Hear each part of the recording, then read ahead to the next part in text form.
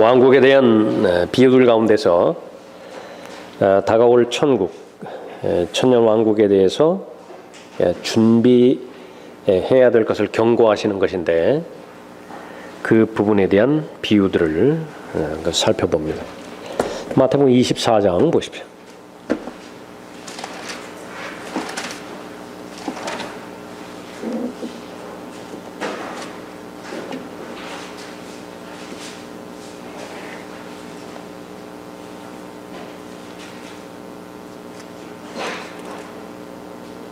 1절에 예수께서 나가서 성전에서 떠나시자 제자들이 성전의 건물들을 주께 보여 드리려고 나오니 예수께서 그들에게 말씀하시기를 너희가 이 모든 것을 보지 못하느냐? 진실로 내가 너희에게 말하노니 여기 돌 하나도 돌 위에 남지 않고 다 무너지리라고 하시더라. 주께서 올리브산 위에 앉으셨을 때 제자들이 조용히 나와서 말씀드리기를 언제 이런 일이 있겠으며 주께서 오실 표적과 세상 끝의 표적이 어떤 것인지 우리에게 말씀하여 주소서. 질문을 했죠. 왕국이 오기 전에 7년 대환란이 있게 되어질 것인데 그때에는 많은 표적들이 있을 것이라고 답하십니다. 그 표적들이 성취될 것이라고 언급하고 있죠. 마태복음 24장에서 아주 자세하게 구체적으로 그 부분들을 말씀을 하십니다. 제일 먼저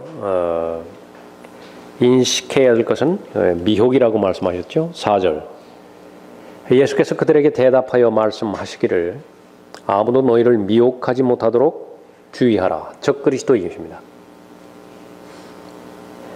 가짜 왕국을 제시하기 위해서 적그리스도가 올 것이죠. 또 11절에도 보면 또 많은 거짓 선지자가 일어나서 많은 사람을 미혹하리라.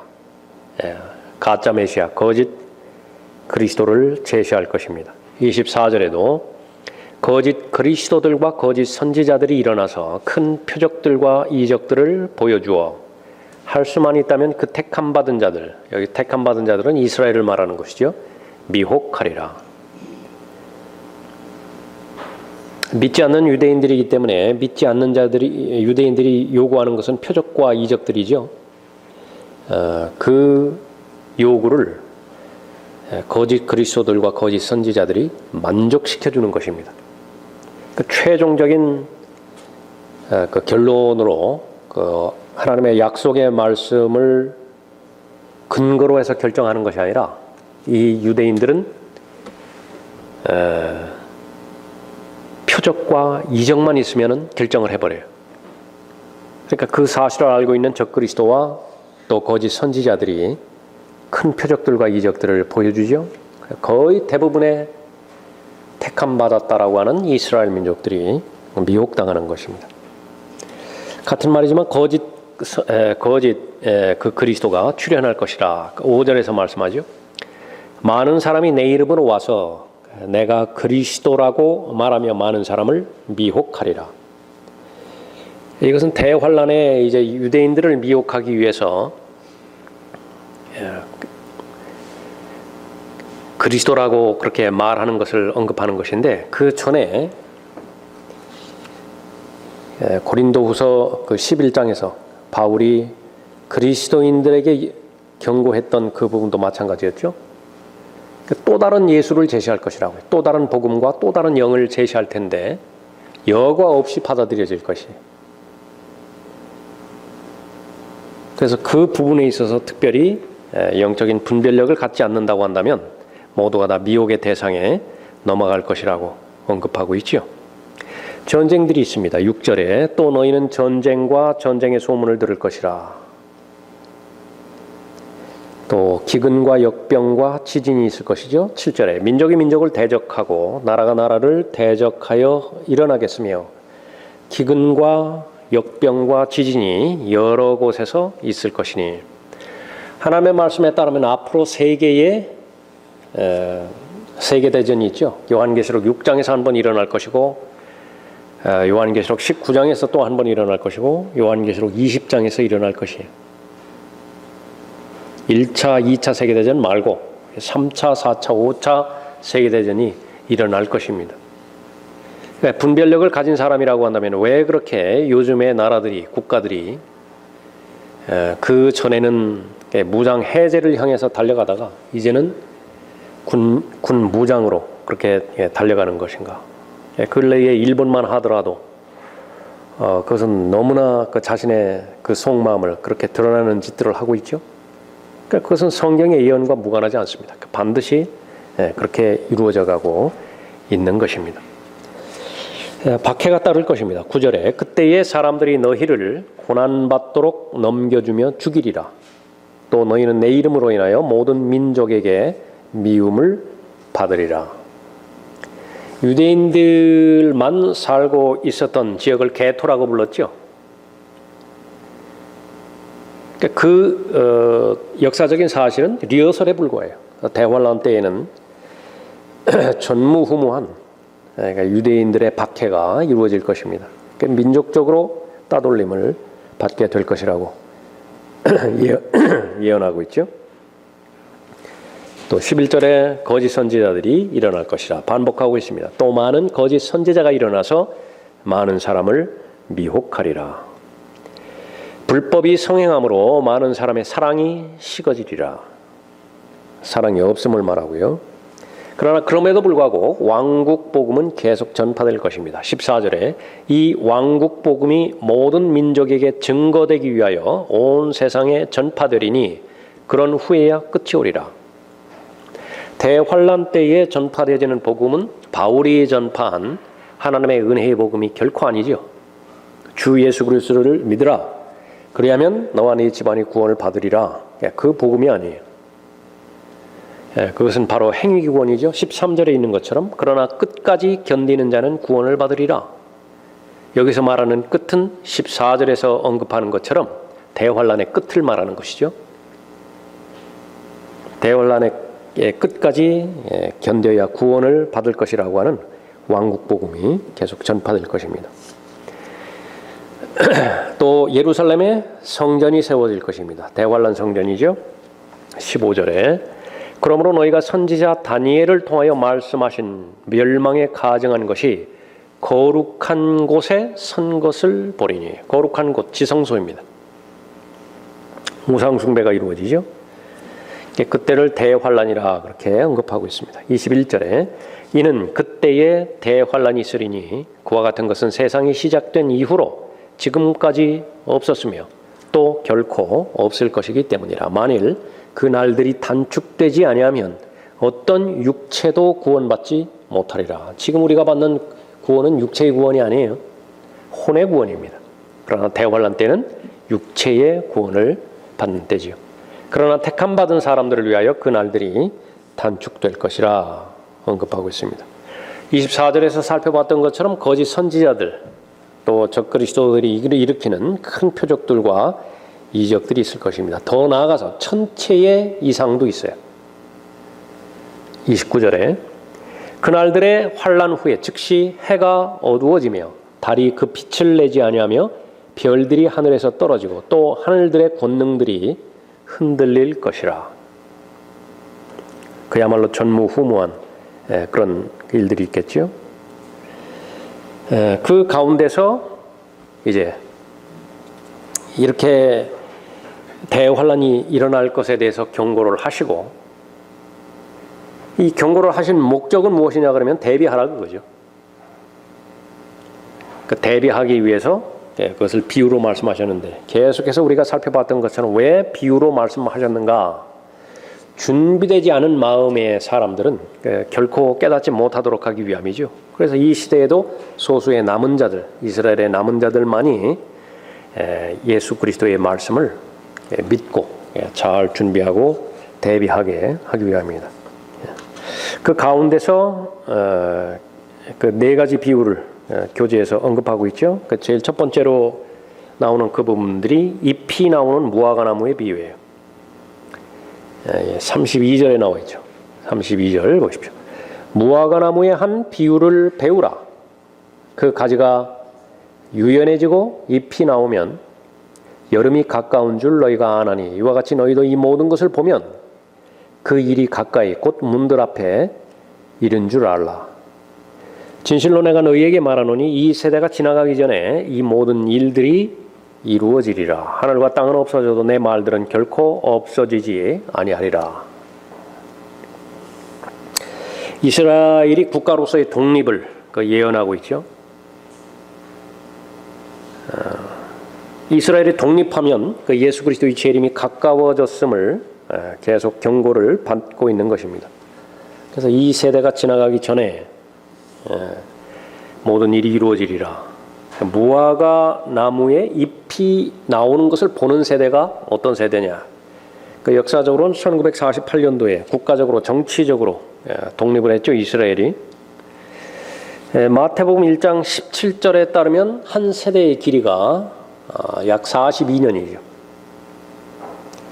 그 42년을 한 세대라고 한다고 한다면 예수 그리스도께서는 1990년대 초에 재림하셨을 거예요. 또 시편 90편 10절에서 모세의 그 시편에 의하면 한 세대가 70년으로 볼 수 있죠.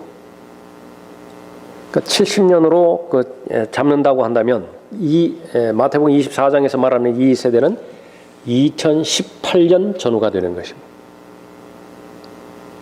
그러나 또 창세기 15장 13절의 계산에 의하면 한 세대가 100년일 수 있어요. 그러니까 세 가지로 한 세대를 성경에서 언급하고 있죠. 그렇다고 한다면 주님의 오심은 아무리 늦어도 2048년을 넘기지 않고 재림할 것입니다. 그러나 당대에 살았던 모든 하나님의 사람들은 자기 시대에, 자기 세대에 예수 그리스도께서 오실 것을 믿고 잘 대비하고 구비하고 있었죠. 그것이 죽은 믿음이 아니라 산 믿음이라고 언급하고 있습니다. 우리가 무엇을 살펴보고 있어요? 왕국을 다시 재안하실 것입니다. 왕국을 다시 세우실 거예요. 왕국이 세워지기 위해서는 메시아가 다시 와야 되겠죠? 메시아가 다시 오실 것에 대해서 이스라엘에게 경고를 주십니다. 그 경고와 관련된 비유들이 천국과 관련된 비유들이라고 언급하고 있습니다. 그래서 거듭거듭 언급하는 것이지만은 성경에 나오는 비유들, 복음서에서만 몇 가지 비유가 나오는 것인가? 사복음서를 통틀어서요. 중첩되는 것 포함해서 35가지 비유가 나옵니다. 그 비유들은 모두가 다 왕국과 관련되어 있는 것이에요. 그것이 교리적으로 정착이 되어진 다음에 그 다음에 영적으로 적용하고 도덕적으로 적용해야 성경에 나오는 그 비유를 온전하게 아는 것이지요.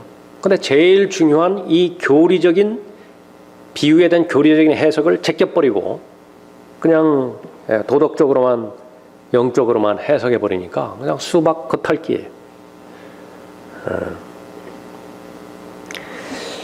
이스라엘에게 왕국이 곧 도래할 것이라고 하는 경고를 주시기 위해서 또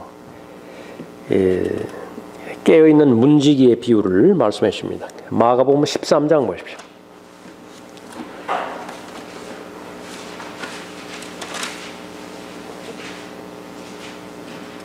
33절에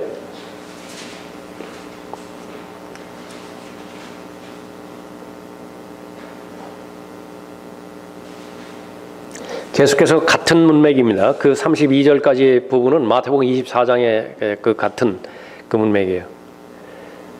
이 세대가 지나가기 전에 이 모든 일이 이루어지리라 라고 하는 그 부분이에요. 그 날과 시간에 대해서는 오직 아버지만 아신다고 말씀하시면서 무엇을 준비하게 하시는 것이냐. 33절에 너희는 주의하여 깨어 기도하라. 이는 너희가 그때가 언제인지 모르기 때문이라.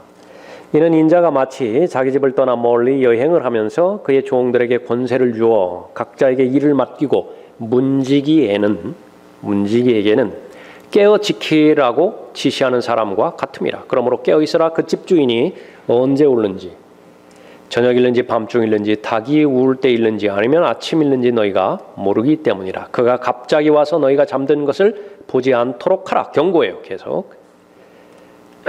내가 너희에게 말하는 것은 모든 사람에게 말하는 것이니 깨어 있으라고 가시더라 말씀하십니다. 지금 예수 그리스도께서 십자가에 달려 돌아가시고 그러니까 십자가에 달려 돌아가실 때까지 이스라엘은 두 사람을 처형함으로 인해서 가까이 다가온 왕국을 거부해버렸죠. 취임된 요한을 죽였고 또 하나는 메시아를 죽였습니다.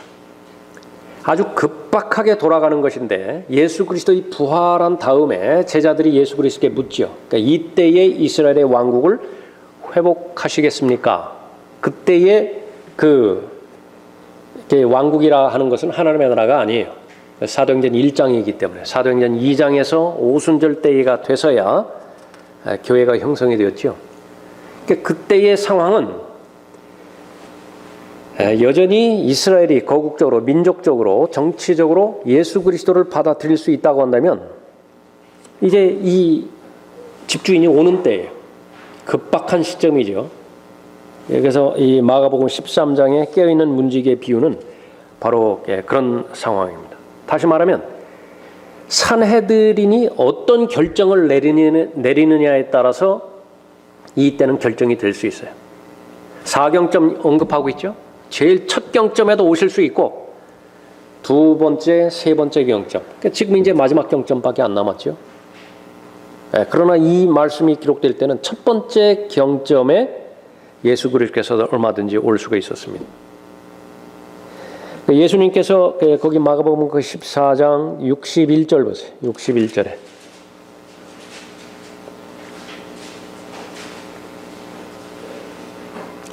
주께서 잠잠하시고 아무 대꾸도 아니하시더라. 대제사장이 다시 주께 물어 말하기를 내가 복되신 분의 아들 그리스도냐 메시아냐 물어보죠. 예수께서 대답하시기를 그렇다. 너희는 인자가 권능의 오른편에 앉아있는 것과 하나 앉아있는 거예요. 두 번째는 하늘의 구름을 타고 오는 것을 보리라. 앉아있는 것을 보고 오는 것을 보리라. 근데 스테판은 두 개 다 봤어요. 앉아있는 거 봤죠? 그 다음에는 즉각적으로 일어서시는 것도 봤다고요. 그러니까 일어선 다음에는 그 다음에 어떻게 하시겠다는 거예요? 그러니까 오시겠다는 거예요. 그런데 예수님께서 직접 말씀해 주셨어요. 그런데 그것을 듣고 있는 유대인들은 다 알아요. 그 말이 무슨 말인지를 안다. 그 다음 절에 보십시오. 63절에 그때 대제사장이 자기 옷을 찢으며 말하기를 우리에게 더 이상 무슨 증인들이 필요하리요? 너희는 하나님을 모독하는 말을 들었도다. 너희는 어떻게 생각하느냐라고 하니 그들은 모두 그가 사형에 해당된다고 정죄하더라. 신성 모독죄를 범한 것이거든요. 그런데 똑같은 말을 스테판이 사도행전 7장에서 언급하고 있습니다. 그러니까 이 사실을, 이 배경을 모르는 사람들은 예수 그리스도께서 하나님 오른편에서 일어서셨다라고 하는 말은 조금 있다가 순교할 스테판을 맞아들이기 위해서 일어나셨다고 하는데 라크만 목사님은 거기에 쪼크를 하시죠. 그것이 사실이라고 한다면 도대체 예수님은 얼마나 일어났다 앉았다 하셔야 되느냐. 순교자가 수천만 명에 해당되는 것인데 수천만 명 일어났다 앉았다 그렇게 하시는 거냐. 곧바로 오시겠다고 그렇게 말씀하는 것입니다. 그래서 스테판의 그 마지막 말이 바리새인들을 최종적으로 격분시켰던 것입니다. 그것은 무엇이냐면 예수님께서 똑같은 말씀을 마가복음 14장에서 이미 하셨기 때문에 그런 것이죠. 이번에는 깨어있는 집주인의 비유를 합니다. 다시 마태복음 24장으로 가서 42절에 보십시오.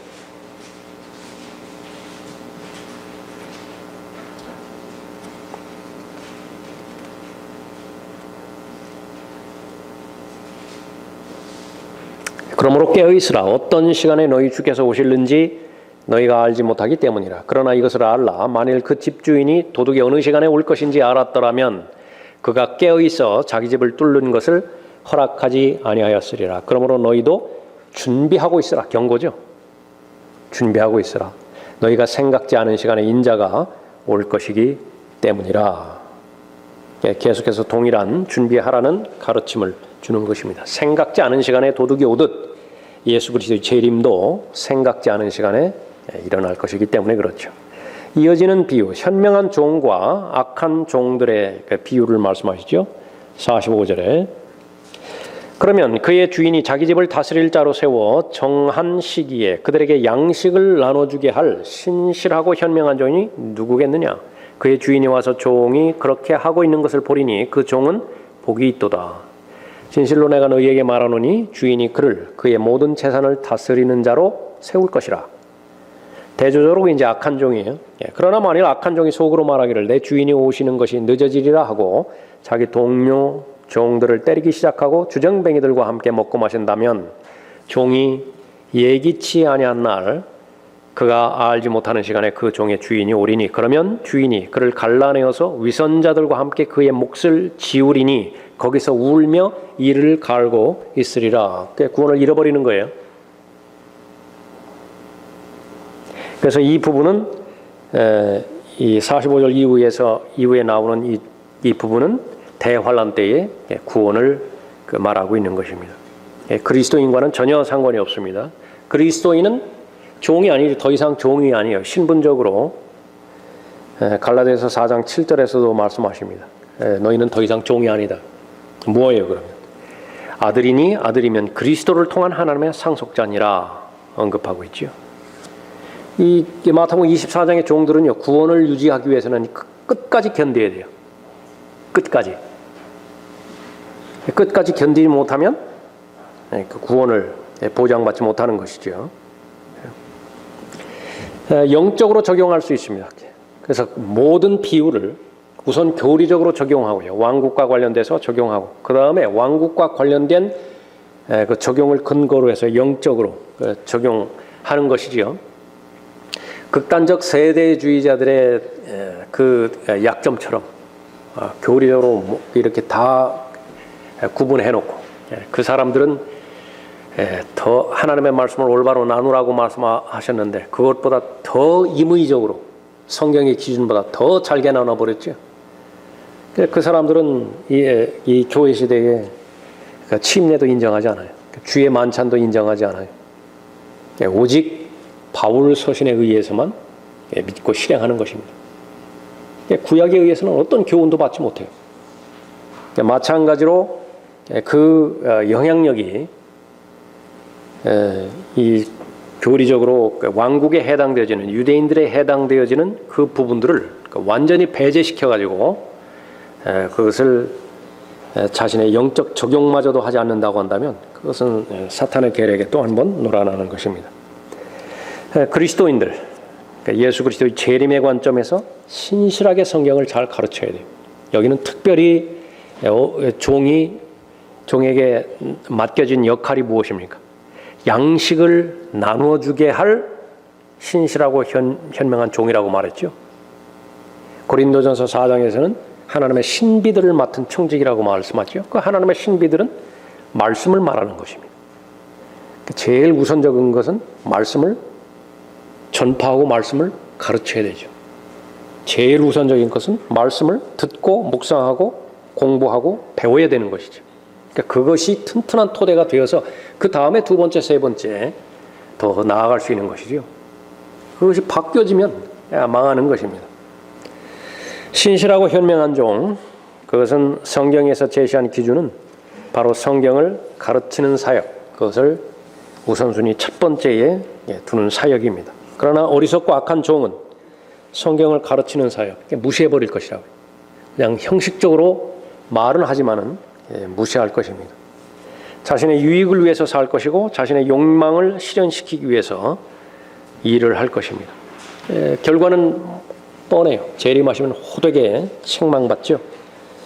그리스도의 왕국에서 통치권을 빼앗길 것입니다. 그래서 그런 면에서 그리스도인들은 정신 차리고 깨어 있어야 되는데 특별히 하나님의 말씀을 잘 구비하고 준비함으로 인해서 다시 오심을 준비할 수 있어야 되는 것입니다. 자, 천년왕국 전에 있을 그 심판에 대한 비유들 7번째죠. 거기는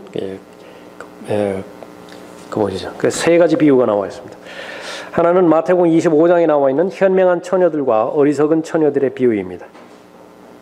예수 그리스도께서 지상에 다시 오실 때에 이제 살아있는 이스라엘 다 모이겠죠. 아브라함에게 약속하셨던 약속의 땅으로 다시 모일 것입니다. 처음에는 회개하지 않은 채 모였다가 그 다음에 영적으로 회개하고 예수 그리스도를 자신들의 메시아로 받아들이고 천년 왕국으로 들어가는 순서지요. 천년 왕국으로 들어가기 전에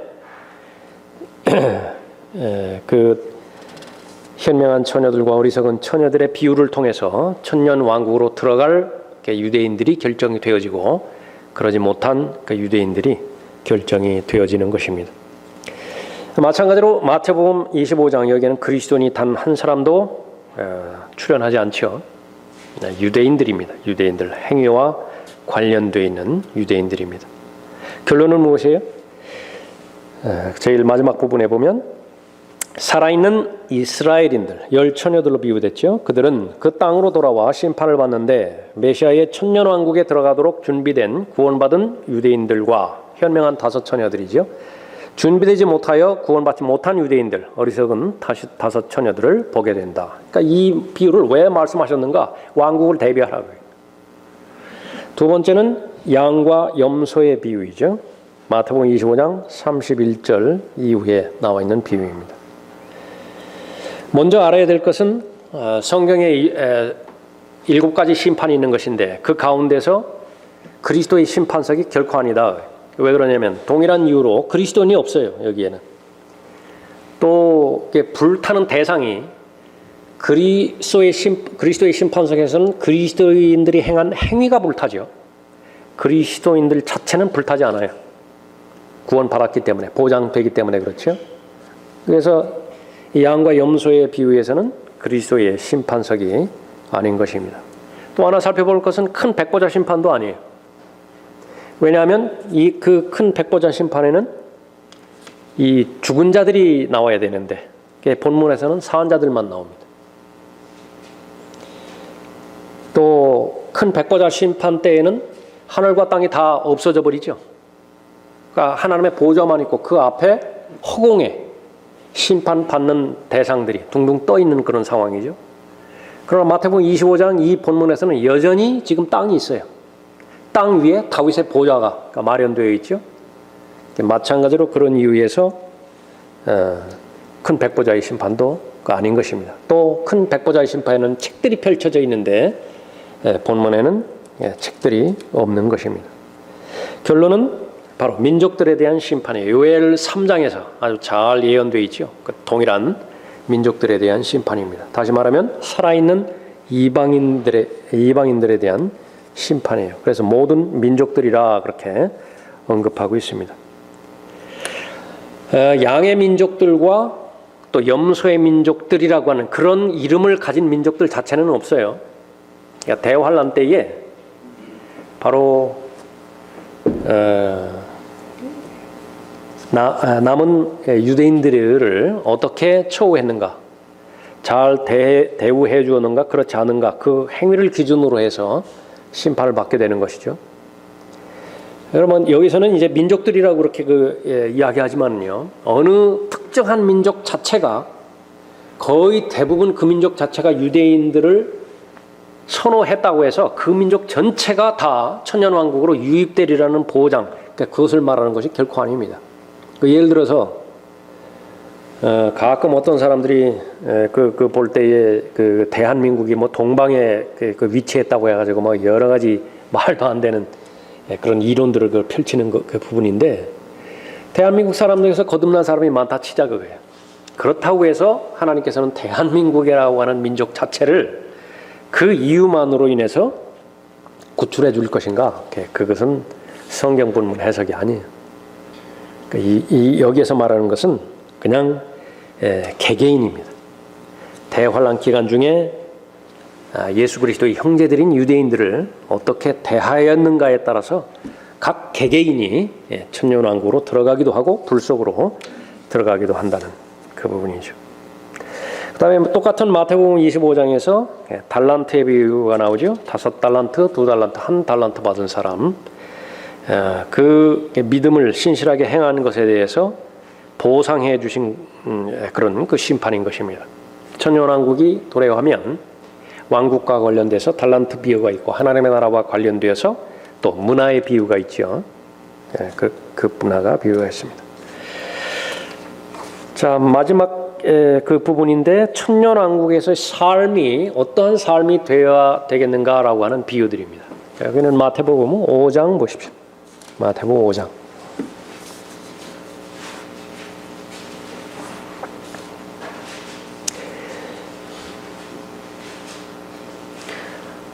순종의 삶과 관련돼서 두 비유가 마태복음 21장에 나오고요. 또 사랑의 삶과 관련돼서 두 명의 빚진 자의 비유가 누가복음 7장에 나오고, 또 자비와 관련돼서 선한 사마리아인의 비유가 나오죠. 누가복음 10장에서. 또 기도와 관련되어서도 바리새인과 세리의 비유가 나오고, 또 끈질긴 기도와 관련돼서 누가복음 18장, 누가복음 11장에서 그렇게 나옵니다. 물질을 얼마만큼 올바로 잘 사용해야 되는가에 대해서도 불의한 청직의 비유가 나오고, 또 어리석은 부자의 비유가 나오죠. 누가복음 16장과 누가복음 12장에서. 또 겸손함과 관련돼서 혼인장치의 초제가 되었는데 상석에 앉을 것인가 아니면 제일 낮은 자리에 앉을 것인가에 대한 비유가 누가복음 14장에서도 언급하고 있습니다. 이 모든 것이 실제 생활이죠. 천년왕국에서의 실제 생활이에요.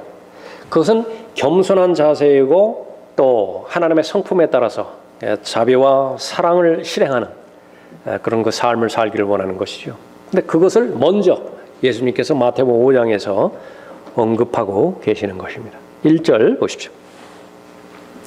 주께서 무리를 보시고 산에 올라가 앉으시니 제자들이 주께 나아오더라. 주께서 입을 열어 그들을 가르치며 말씀하시기를. 이것은 비유로 가르치신 것은 아니에요.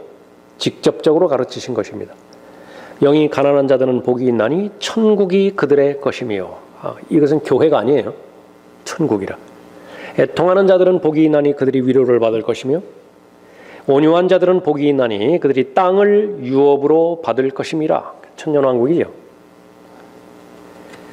이 의에 굶주리고 목마른 자들은 복이 있나니 그들이 배부를 것이며, 자비로운 자들은 복이 있나니. 선한 사마리아인의 비유에